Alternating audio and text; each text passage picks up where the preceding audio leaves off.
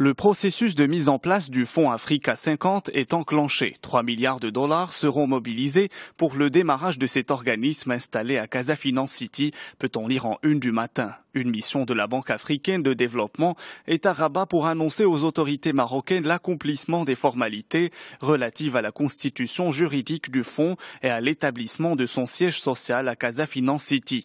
La décision d'établir le Fonds Africa 50 au Maroc a été prise au terme d'une évaluation rigoureuse des offres présentées par 9 pays africains, membres de la BAD, écrit aujourd'hui le Maroc, et de souligner que le Fonds Africa 50 émettra 3 catégories d'actions qui seront allouées aux États africains, aux institutions de financement régional et international de développement et autres institutions financières publiques, ainsi qu'aux sociétés privées et aux particuliers. Le Matin revient aussi ce matin sur l'abstention des électeurs qui reste un problème majeur au Maroc. En 2011, presque 55% des électeurs inscrits sur les listes électorales ont boudé les législatives anticipées. La légitimité des acteurs politiques se trouve ainsi remise en cause d'après les observateurs, écrit le quotidien.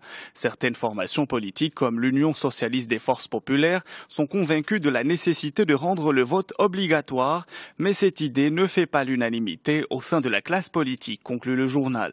L'économiste s'intéresse dans son éditorial à la rentrée scolaire. Le quotidien nous informe que les imprimeurs et les éditeurs n'ont pas été payés pour leur travail de l'année dernière, ce qui veut dire que les plus solides d'entre eux vivent sur le dos de leurs banquiers. Il avait fallu 20 ans d'efforts pour mettre le secteur du livre scolaire sur ses pieds et commencer à rêver d'exportation, écrit le journal, et de conclure, en 2 ans, tout est par terre.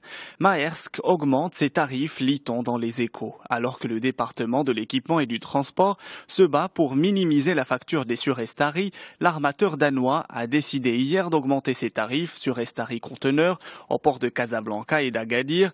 Le journal nous apprend que les opérateurs du secteur ont saisi le département de Aziz Rebah. Autre information qui retient l'attention de la presse nationale, le soutien du gouvernement à la décision de la RAM de maintenir ses vols vers les pays africains.